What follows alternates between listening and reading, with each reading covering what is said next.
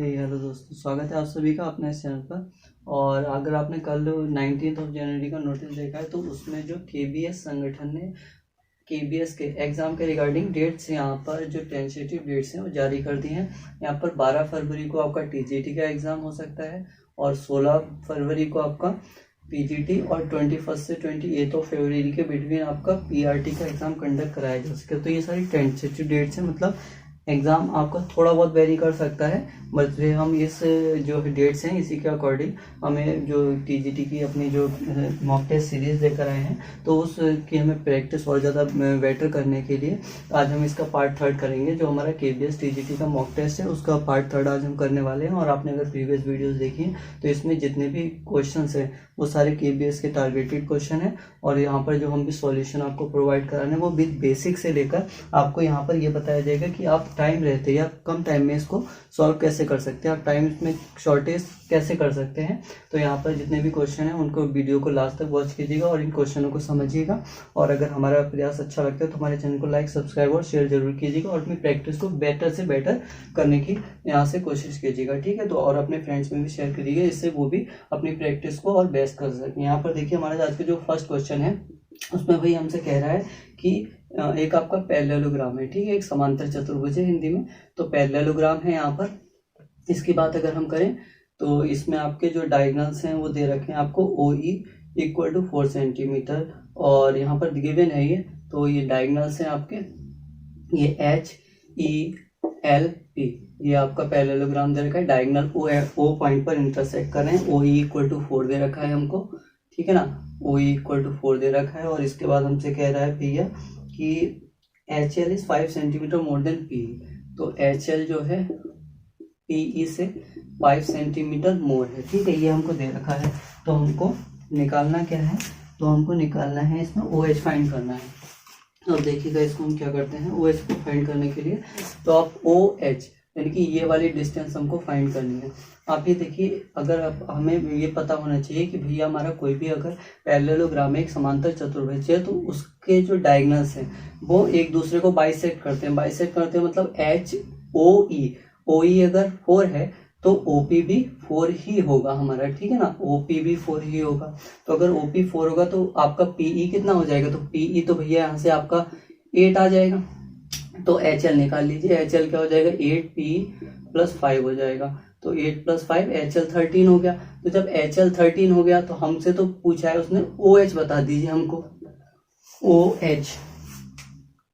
OH बता दीजिए।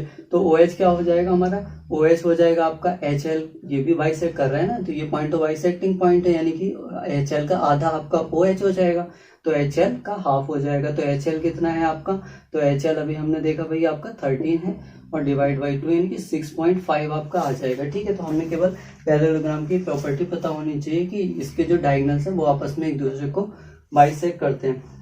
यहाँ पर क्वेश्चन सेकंड देख लेते हैं। तो सेकंड क्वेश्चन हमारा यहाँ पर दे रखा है इन्होंने कि भैया डायगोनल्स ऑफ रोम्बस। तो इस बार रोम्बस दे रखा है और इसके जो डायगोनल्स है वो x और y दे रखे हैं। तो मान लीजिए ये एक रोम्बस है और इसके डायगोनल्स जो है इस बार x और यहाँ पर ये y, x और y इसके डायगोनल्स दे रखे हैं। कह रहा है length of sides of rhombus. अच्छा भैया, तो length of sides of rhombus ये आपको चाहिए। आप यहाँ से ये देखिएगा, ये अगर डायगोनल की बात करें तो मान लीजिए O पॉइंट है जो इंटरसेक्टिंग पॉइंट है। अगर O पॉइंट हमारा इंटरसेक्टिंग पॉइंट है तो आपको पता है इसके डायगोनल एक दूसरे को बाइसेक्ट करते हैं। और ये आपको पता होना चाहिए यहाँ पर ये जो पैरेललोग्राम है उसमें वो 90 अगर इनकेस हो सकता है, लेकिन अगर ये 90 होगा तो वो रोम्बस हो जाएगा, ठीक है। तो ये 90 हो वो एक ही स्पेशल केस का आपका पैरेललोग्राम हो जाएगा जो कि रोम्बस होता है। तो अगर पैरेललोग्राम की बात करें तो उसमें 90 नहीं होगा, लेकिन यहाँ अगर बात करें इसमें जो आपका रोम्बस दे रखा है इन्होंने, तो रोम्बस में आपके जो डायगोनल्स हैं वो एक दूसरे को 90 डिग्री पर बाइसेक्ट करते हैं। तो ये एंगल हमेशा 90 डिग्री होने वाला है। तो ये अगर 90 डिग्री होगा तो आप ये देखिए ये वाली साइड कितनी बची, अगर हम इसको A बोलें, इसको B बोलें, C एंड D, तो आप देखें अगर ये आपका OB कितनी होगी, तो OB होगी अगर टोटल x है तो ये बाइसेक्ट कर रहे हैं तो x/2 हो जाएगी। यानी कि अगर हम OB देखें तो x/2 हो जाएगी, ये खाली इतनी ये x/2 हो जाएगी। और अगर खाली इतनी हम अगर ये AC जो है पूरी बाई है तो आपका ओ ए कितनी हो जाएगी, ये आपकी AC/2 हो जाएगी, नहीं बाई की आधी हो जाएगी, बाई का हाफ हो जाएगी। तो वो आप यहाँ से निकाल लीजिए, हमारा राइट एंगल ट्राइंगल, ये बेस और ये परपेंडिकुलर, तो यहाँ से यानी कि लंब और आधार, लंब का स्क्वायर प्लस आधार का स्क्वायर, ये हो जाएगा आपका ये कर्ण, यानी कि 90 के सामने आपका हाइपोटेनस। तो आप यहाँ से निकाल लीजिए, AB का स्क्वायर क्या हो जाएगा, वो हो जाएगा आपका OA का स्क्वायर। तो एग्जाम में आपको ये पूरा लिखना नहीं है, एग्जाम में तो आप डायरेक्ट ही करोगे। तो यहाँ पर OA कितना है आपका x/2 को ये हो जाएगा इसका होल स्क्वायर प्लस y/2 का ये होल स्क्वायर हो जाएगा। आप इसे खोलेंगे तो x² by 4 plus y² by 4, ठीक है। ये स्क्वायर हटेगा, ये तो ये भी स्क्वायर है, स्क्वायर हटेगा रूट आ जाएगा, तो कितना हो जाएगा ये आपका 4 बाहर आके 2 हो जाएगा, और ये रूट में x² प्लस y² हो जाएगा, ठीक है। तो ये आपका आंसर हो जाएगा यहाँ से, और ये हमारा सेकंड ऑप्शन सही हो जाएगा यहाँ से। देखिएगा क्वेश्चन नंबर 3 देख लेते हैं क्या कह रहा है। तो क्वेश्चन नंबर 3 में हमको ये दे रखा है, radius of a given circle is 13 centimetre. एक हमारा सर्कल दे रखा है, इसकी रेडियस आपको 13 सेंटीमीटर दे रखी है, और हमसे कह रहा है कि OM परपेंडिकुलर टू AB, ठीक है। OM परपेंडिकुलर टू AB, एक मिनट, हमको ऐसा दे रखा है इन्होंने ये, तो OM, ये एक ट्राइंगल बना हुआ है, कह रहा है यहाँ पर O है, ये M है, ये परपेंडिकुलर टू AB के, और हमको रेडियस तो गिवन है ये 13, तो ये वाली भी 13 है, तो ये भी 13 है हमारी। और उसके बाद हमसे कह रहा है कि OM = 5, find the length of the chord. तो देखिए, अगर आपको ट्रिपलेट याद है तो ये आपको मुश्किल से 3 से 4 सेकंड का क्वेश्चन है। ये 13 है, ये रेडियस है आपकी, ये 13 है, और हमसे ये कह रहा है कि एक मिनट, ये 13 है और भी कोई साइड दे रखी है शायद, OM 5 दे रखा है हमको। तो OM ये हमको गिवन था, ये 5 है आपका OM, तो ये 13 है, ये 5 है, तो ये तो आपकी 12 हो जाएगी, क्योंकि 12, 5 और 13 ही आपके ट्रिपलेट होते हैं, तो ये 12 हो जाएगी। आपको पता है सेंटर से कॉर्ड्स पर अगर कोई परपेंडिकुलर ड्रॉ किया जाता है तो इस कॉर्ड को 2 इक्वल पार्ट में डिवाइड करता है, बाइसेक्ट करता है इस कॉर्ड को, है ना। तो ये आपका अगर OAM 12 है, MB भी, ये भी 12 हो जाएगी। तो आप देखें तो AB कितनी हो जाएगी, 12 × 2 या 12 + 12, ये 24 सेंटीमीटर। तो इसे हमें इतनी देर लगानी है क्वेश्चन को सॉल्व करने में। आप देखिए 33 क्वेश्चन क्या कह रहे हैं। तो बात कर रहे हैं अगर 33 क्वेश्चन की, तो हमको ये एक सर्कल अगेन दे रखा है, और ये हमको दे रखा है ऐसे करके एक ट्राइंगल, यहाँ पर इसका सेंटर है, ये ऐसे मीट कर दिया इन्होंने सेंटर से इसको, ये A, B एंड C ये दे रखा है। अच्छा, यहाँ से BOC एंगल पूछा है, ये BOC एंगल पूछा है हमसे, और उसके बाद हमको A = 60 डिग्री दे रखा है, ठीक है। एंगल A = 60 डिग्री दे रखा है। अब देखिए जरा, A = 60 दे रखा है, हमें पता है जो सेंटर पर एंगल बनता है वो सर्कमफेरेंस का ट्वाइस होता है। तो अगर ये वाला एंगल अगर आपका 60 डिग्री है, तो अगर हम ये देखें तो ये कितना हो जाएगा, 120 हो जाएगा, क्योंकि अगर हम इसको कॉर्ड यहाँ पर ड्रॉ कर लें तो ये आपका सेंटर पर एंगल बन रहा है, ये आपका सर्कमफेरेंस पर एंगल बन रहा है, तो इसका 120 आंसर हो जाएगा। नेक्स्ट क्वेश्चन हम देख लेते हैं क्या कह रहा है भाई। नेक्स्ट क्वेश्चन में भी हमसे कह रहा है ना फिगर, एक आपको ये फिगर दे रखा है 34th क्वेश्चन, ये सर्कल दे रखा है, और यहाँ पर एक डायमीटर ये है यहाँ पर, और हमसे ये कह रहा है कि PQ इज अ डायमीटर। तो P और Q, PQ भाई डायमीटर है इसका, और एंगल PQS 35 डिग्री दे रखा है। तो PQS = 35 डिग्री दे रखा है। तो पहले तो हम ऐसा ड्रॉ कर लेते हैं कि, और एक ये हमारा आ रहा है ऐसा, और इसको मिला दीजिए, इसको S बोल देते हैं, इसको R बोल देते हैं, और PQS हमारा कौन सा हुआ, PQS ये वाला आपको दे रखा है 35। निकालना क्या भैया, हमको निकालना है आपका QRS, एंगल QRS। बता दीजिए एंगल QRS कितना होगा। तो भैया हम यहाँ पे देख सकते हैं, अगर QRS हम देखें कहाँ है हमारा, QRS ये वाला एंगल हमको फाइंड करना है पहले तो। अब देखिए आप इसको हम कर कैसे सकते हैं, इसको बेस्ट अप्रोच क्या हो सकती है इसको करने की। तो अगर हम जैसे देखें QRS, अगर हम इस वाले पॉइंट को ये मीट कर लें, तो आपको पता है ये आपका सेमी सर्कल हो जाएगा, क्योंकि आपका डायमीटर था, यहाँ पर सेंटर होगा ये, तो डायमीटर यानी कि सेमी सर्कल बनाएंगे 90 होता है, तो ये वाला एंगल हमारा 90 हो जाएगा। ये 90, ये 35, ये 125, ये एंगल कितना बचा, 125, 130 और 55 एंगल ये बच गया आपका, है ना, क्योंकि 180 होगा सबका, तो ये 55 बन गया। अब आप देखिएगा जरा, ये वाली कॉर्ड SQ से आपका SPQ बन रहा है, और एस क्यू से ही आपका एस आर क्यू बन रहा है ये वाला एंगल। तो दोनों एंगल आपके सर्कमफेरेंस पर बन रहे हैं और एक ही कॉर्ड से, तो the angle subtended by same chord in at circumference are equal. तो यहाँ पर सर्कमफेरेंस पर दोनों एंगल बन रहे हैं और सेम कॉर्ड से बन रहे हैं, तो दोनों इक्वल होंगे। ये 55 है, तो आपका S R Q also 55 degree हो जाएगा यहाँ से, ठीक है ना। 35 क्वेश्चन हमारा क्या कह रहा है, ये हमसे कह रहा है एक भाई a chord of a circle, एक सर्किल की कोई कॉर्ड है, कह रहा है is equal to the radius, तो रेडियस के इक्वल है। तो भैया देखिएगा एक सर्किल बना लिया हमने कहा ये मान लीजिए कॉर्ड है और यहाँ पर सेंटर होगा, तो ये सेंटर से मीट कर देते हैं, ये मीट कर देते हैं। कह रहा है ये तो रेडियस है और कह रहा है ये जो कॉर्ड है उसकी भी लेंथ जो है रेडियस के इक्वल है। फिर देखिएगा फिर क्या कह रहा है, find the angle subtended by the chord at the centre in minor sector, in minor sector. तो हमसे कह रहे हैं इस कॉर्ड से जो सेंटर पर एंगल बन रहा है उसका जो माइनर सेक्टर, तो भैया ऊपर तो आपका बड़ा वाला एंगल है, बड़ा वाला सर्किल है, तो ये आपका मेजर सेक्टर हो गया, तो माइनर सेक्टर यही तो हुआ, तो ये वाला एंगल। तो हमसे ये पूछ रहा है भैया हमें जो माइनर सेक्टर में एंगल बन रहा है उसको बता दो, ये वाला एंगल कितना होगा। तो हम दूसरा पेन ले लेते हैं यहाँ से, ये देखिए तो ये वाला एंगल हमको पूछ रहा है, ठीक है। मान लीजिए ये ए है, ये बी है, ये ओ है, ये पी है, तो ए पी भी पूछ रहा है हमसे, तो बताइए कितना होगा ए पी भी। तो हम इसके लिए क्या करते हैं, हमें यहाँ पर एग्जाम में कैसे सोचना है, आप ये देखिएगा ये आर है, ये आर है, सारी साइड इक्वल है, यानी कि ये आपका इक्विलेटरल ट्रायंगल हो गया, तो हर एंगल 60 होगा, तो ऊपर वाला भी 60 होगा। ये अगर 60 है तो यहाँ से अगर हम इसके सर्कमफेरेंस पर कोई एंगल ड्रॉ कर दे, देखिएगा कितनी आसानी से हम इसको निकाल लेंगे। तो यहाँ से अगर ये 60 है तो सर्कमफेरेंस पर अगर कोई एंगल होता तो इसका हाफ होता, यानी कि ये वाला एंगल कितना हो जाता, ये 30 हो जाता।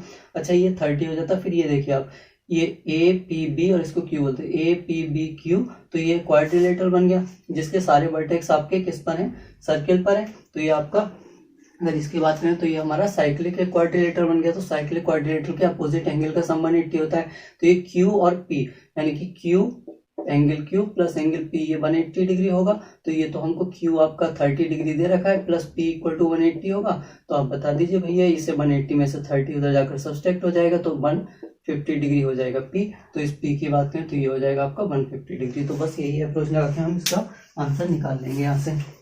सी ऑप्शन करेक्ट हो जाएगा। नेक्स्ट देखिएगा, कह रहे हैं एक रेक्टेंगल है भाई, एक रेक्टेंगल है, आयत है हमारा, जिसमें कह रहे हैं ABCD is inclined in a circle. बना लीजिए, ये है आपका रेक्टेंगल ABCD, ठीक है। फिर कह रहे हैं विद सेंटर O, ये आपका इसका सेंटर O है सर्किल का। कह रहा है AC is the diagonal AC, ये आपका डायगोनल है इसका। BAC equal to 30 degree, BAC this one is 30, then radius of the circle is. अब आप बताइए रेडियस ऑफ सर्किल, आप देखिएगा इसको हम रेशियो मेथड से कितने आसानी से कर सकते थे। ये 30 है आपका, हमको रेडियस चाहिए इसकी, ठीक है, यानी कि OC या OA कुछ भी बता दीजिए, रेडियस होगी इसकी। तो आप ये देखिएगा ये है हमारा दे रखा है इन्होंने, रेक्टेंगल है, रेक्टेंगल पे ये एंगल 90 डिग्री होना है, ये 90 है। तो यहाँ पर देखिएगा कि ये 90 है तो ये आपका हाइपोटेनस या कर्ण हो जाएगा।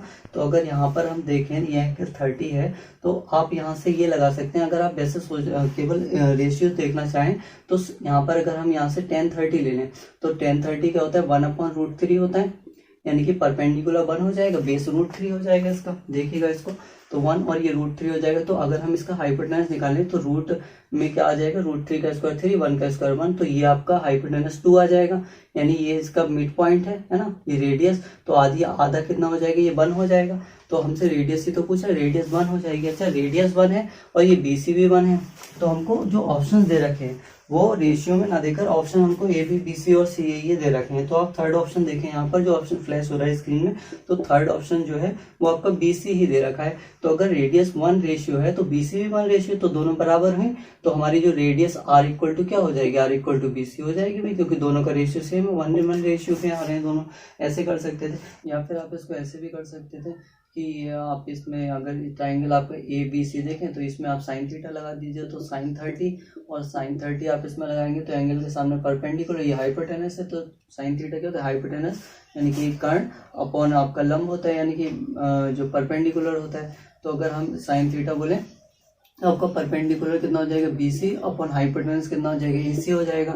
ठीक है। तो साइन 30 की वैल्यू 1/2 होती है। यहाँ से BC देखें तो BC लिख दीजिए और AC देखें तो AC की बात करें तो ये भैया AC इसका डायमीटर तो होगा यानी रेडियस का ट्वाइस 2 टाइम्स ऑफ R लिख सकते हैं इसे। इस 2 से ये 2 कैंसिल कर दीजिए तो BC आप क्रॉस मल्टीप्लाई करेंगे तो ये क्या हो जाएगा BC इक्वल टू R हो जाएगा। यहाँ से भी आप BC इक्वल टू R या रेडियस के इक्वल कह सकते हैं तो हमारी जो रेडियस होगी वो BC के इक्वल हो जाएगी। ठीक है, तो हमारा जो ऑप्शन होगा वो इसमें करेक्ट हो जाएगा यहाँ पर। तो जो इसमें ऑप्शन दे रखा है वो आपका थर्ड ऑप्शन दे रखा है। ठीक है, तो ये हमारा करेक्ट हो जाएगा। नेक्स्ट हम क्वेश्चन देख लेते हैं। ये हमको दे रखा है एक भी अगेन सर्किल। ठीक है, और इस सर्किल में हमसे क्या कह रहा है, ये आपका सेंटर है, यहाँ से ये इस टाइप से बना रखा है इन्होंने और ये हमसे ऐसे करके ये 41 डिग्री दे रखा है एंगल आपका और दिस वन इज 32 डिग्री दे रखा है। ये एक्स पॉइंट है कोई और ये पॉइंट आपका वाई है और दिस वन इज जेड है। ठीक है, और यहाँ पर ये ओ है ही आपका। तो हमसे पूछा है कि भाई हमको जेड ओ एक्स बता दो या एक्स ओ जेड। ठीक है, ये Z O X O Z हमको एंगल बताना है। तो देखिएगा इसमें हम क्या कर सकते हैं भाई, आप ये बताइए अगर ये ट्राइंगल देखें तो इसमें आपकी ओ जेड जो है ओ जेड देखिए आप, ये ओ जेड और ये देखिए ओ वाई, ये रेडियस है ना, दोनों रेडियस है तो आइसोसेलेस ट्राइंगल हो गया। यानी कि इसके सामने अगर ये 41 है तो ये वाली भी तो ओ जेड जो रेडियस है इसके सामने ये वाला भी 41 ही होगा। ठीक, ये वाला भी 41 होगा। अब यहाँ देखिए ये 32 है। ठीक है, तो ये देखिए यहाँ पर ये भी रेडियस और ये ओ एक्स और ओ वाई दोनों रेडियस है। तो अगर ओ वाई के सामने आपका 32 है तो जो ओ एक्स है उसके सामने भी आपका ये 32 होगा। ठीक है ना, तो ऐसे समझ सकते हैं सबको।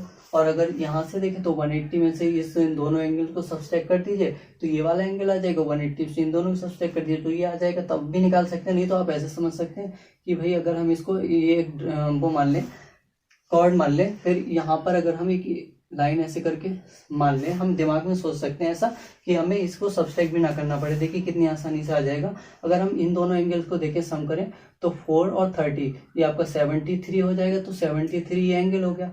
तो अगर ये एंगल 73 हो गया तो अपोजिट ये हो गया आपका साइक्लिक क्वाड्रिलेटरल, तो अपोजिट एंगल 180 होता है सम। तो 73 अगर 180 में से 73 गया आपका 107, तो ये एंगल आपका 107 बना भाई। अच्छा, ये 107 बना तो ये बीच वाला कौन सा हो जाएगा, ये इसका ट्वाइस नहीं होगा तो 107 इंटू 2 या फिर 214 हो जाएगा ये एंगल। ठीक है, तो यहाँ से हम ऐसे सोच सकते थे।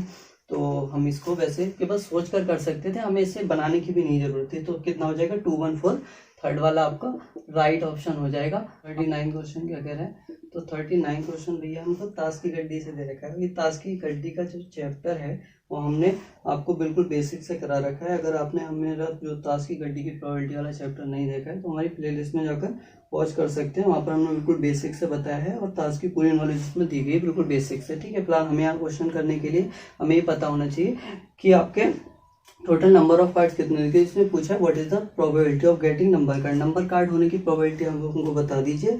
जब आपका 52 कार्ड का जो डेक है वो उसमें से कोई एक पत्ता जो है फेंका जाता है तो नंबर कार्ड्स होते कितने हैं टोटल, तो आप कहेंगे नंबर कार्ड्स आपके टोटल 36 होते हैं। ठीक है, और टोटल कार्ड की बात करें तो वो है आपके 52, एक डेक में 52 टोटल कार्ड्स होते हैं। तो अब हमसे ये प्रोबेबिलिटी पूछिए ऑफ नंबर कार्ड, तो प्रोबेबिलिटी ऑफ नंबर कार्ड कितनी हो जाएगी आपकी, टोटल प्रोबेबिलिटी तो नीचे आ जाती है। ठीक है, मतलब टोटल चांसेस यहाँ पर आ जाते हैं और फेवरेबल चांसेस कितने हैं आपके 36 ही तो नंबर कार्ड 36 बार आ सकता है।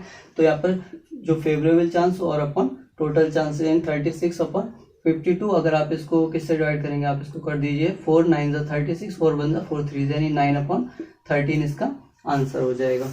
और नेक्स्ट हम आज का लास्ट क्वेश्चन देख लेते हैं भाई। आज का 40 का क्वेश्चन हमको दे रखा है कि what is the probability of 53 Sunday in a year. यहाँ पर माइंड कीजिएगा, यहाँ पर एक ईयर पूछा है, यहाँ पर लीप ईयर नहीं दे रखा। ठीक है, तो 53 संडे की प्रोबेबिलिटी पूछिए, 53 संडे। तो आप हमको ये बता दीजिए पहले कितने संडे हो सकते हैं। तो आप कहेंगे एक नॉर्मल ईयर में 365 डेज होते हैं। अगर 7 से डिवाइड करके हम और डेज फाइंड करते हैं, अगर 7 से डिवाइड करें 7 5 जा 35, 1 बचा 14 और 7 2 जा। ठीक है, तो 52, अब 1 हमारा रिमाइंडर बचा हुआ है। ठीक है, तो ये 1 रिमाइंडर बचा हुआ है यानी कि 52 डेज तो ऐसे होंगे जो सारे पढ़ेंगे, इसमें संडे मंडे ट्यूसडे से लेकर संडे तक फिर से सारे दिन होंगे यहाँ पर। ठीक है, लेकिन जो 1 डे बचा इसी की वजह से एक दिन ज्यादा होगा कोई या फिर कौन सा दिन ज्यादा होगा वही हमें निकालना है कि 53 संडे होते हैं। तो देखिए ये जो एक्स्ट्रा डे बचा है वो क्या हो सकता है, संडे हो सकता है, मंडे हो सकता है, ट्यूसडे हो सकता है, वेडनेसडे हो सकता है, थर्सडे हो सकता है, फ्राइडे हो सकता है। हाँ यही तो हो सकता है, कोई भी दिन हो सकता है। तो यानी टोटल 7 डेज में से कोई भी हो सकता है ये 1। तो हम बात करें इसकी 1 डे तो कोई भी हो सकता है 7 डे में, टोटल चांस तो 7 हो जाएंगे इसके। और हमें दिन कौन सा चाहिए, हमें तो केवल एक संडे से मतलब है, तो हमारे फेवरेबल चांस 1 हो जाएंगे। तो टोटल इसकी प्रोबेबिलिटी हो जाएगी 53 संडे की 1/7 इसका आंसर हो जाएगा बस। ठीक है। और अगर ये हमको इसमें तो ऐसा दे रखा है, लेकिन हमको जनरली इसमें कभी कभी ऐसा पूछ देता है कि लीप ईयर में, तो लीप ईयर में आपको समझना पड़ेगा। लीप ईयर में भाई यहाँ पर 1 की जगह 2 दिन हो जाएंगे, 2 दिन रिमाइंडर बचेंगे ना। तो 2 दिन कैसे बच सकते हैं, तो वो हमारे पेयरिंग में बचेंगे। संडे मंडे हो सकता है, मंडे ट्यूसडे हो सकता है, ट्यूसडे वेंसडे हो सकता है, वेंसडे के बाद थर्सडे, थर्सडे के बाद फ्राइडे, और फ्राइडे के बाद अगेन फ्राइडे के बाद सैटरडे हो सकता है। फिर ये हो सकते हैं हमारे दिन है ना, फ्राइडे के बाद सैटरडे हो सकता है, और सैटरडे के बाद संडे है ना, और मंडे होगा तो फिर से वही आ जाएगा। तो देख लीजिए यहाँ पर, तो यहाँ पर अगर हम बात करें, मान लीजिए हमसे ये पूछता संडे होने की, यानी कि 53 संडे होने की कितनी प्रोबेबिलिटी है। तो आप यहाँ पर देखिए जरा, 1 2 3 4 5 6, एक में सैटरडे, फ्राइडे, सैटरडे, और सैटरडे संडे भी हो सकता है, अभी ये नहीं आया हमारा। तो अब टोटल 7 डेज हो गए। अब देखिए अब संडे यहाँ पर भी पड़ गया और एक संडे यहाँ पर भी पड़ गया, तो अब हमारे फेवरेबल चांसेस 2 बन जाते, तो यहाँ 2/7 होता। अब मान लीजिए वेंसडे पूछ लेता, तो देखिए वेंसडे भी 2 बार आ रहे हैं, तो फेवरेबल चांसेस बदल जाते हैं। अगर ये यहाँ पर क्या था लीप ईयर, तो वहां पर 2/7 हो जाती प्रोबेबिलिटी। तो इस बात को याद रखिएगा कि अगर कहीं लीप ईयर तो नहीं दे रखा, अगर लीप ईयर दे रखा है तो हमको ये पेयरिंग में दिन बचेंगे, क्योंकि 366 डे होते हैं लीप ईयर में। तो इस तरह से हम इसको कर सकते थे। और हमारा अगर आपको ये जो मेथड है, मेथड करने का तरीका अच्छा लगता है, हमारे चैनल को लाइक, सब्सक्राइब और शेयर जरूर करें, जिससे हम फुल लेंथ के भी आपको मॉक टेस्ट पूरे प्रोवाइड करा सकें और आपकी प्रैक्टिस को बेस्ट से बेस्ट करा सकें। मिलते हैं नेक्स्ट वीडियो।